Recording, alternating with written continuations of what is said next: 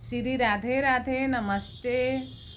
एगो शादी गीत लेकर आयल बानी, सुनब सभे कैसा लागता कमेंट बॉक्स में बताएब सभे, शेयर भी करब सभे, साथ भी देव सभे, जरूर साथ देव सभे।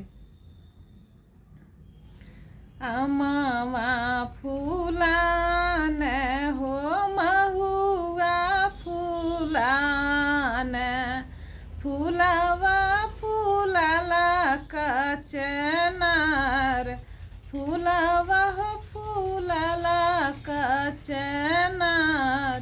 मैया के कोखिया रे गजब फूलाला हो, जनम न भैया बहिन, जनम न भैया बहिन। हंसी हंसी बाबा हो बसवा कटावेन, हंसी हंसी चाचा काट कुश, हंसी हंसी चाचा काट कुश।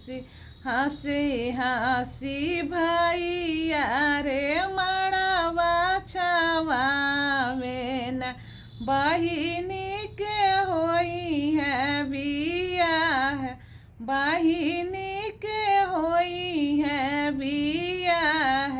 जब बारियतिया रे दुआरा पे आइल, बाबा के मनवा फूलाई, बाबा के मनवा फूलाई। बाबा जे हमारे रे द्वार पूजा कराव, चाचा बगलिया में ठाड़, चाचा बगलिया में ठाड़। जब मोर बाबा हो दिन कन्या दानवा, भैया पर ग्रहण करू, भैया पन ग्रहण करू।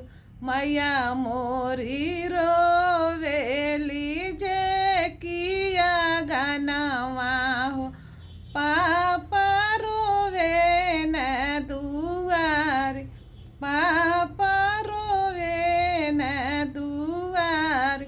चाचा मोर रोवे न साजत डोलिया हो, चाची रोवेली रंगत गोड़, चाची रोवेली रंगत गोड़। भौजी जे रोवेली भरत खोइछवा हो, भैया रोवे न डरत लोहार, भैया रोवे न डरत लोहार। नमस्ते। जरूर बताए कैसा लगा था, कमेंट बॉक्स में जरूर बताए सभी।